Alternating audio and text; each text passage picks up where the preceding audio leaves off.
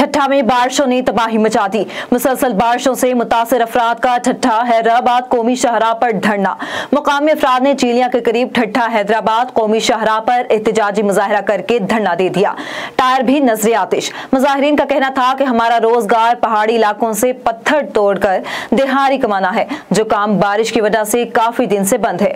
बारिशों के बायस रोजगार खत्म हो गया है, बच्चे भूख से तड़प रहे हैं, घरों में खाने के लिए एक वक्त का नवाला तक नहीं है, खुले आसमान तले जिंदगी गुजारने पर मजबूर हैं।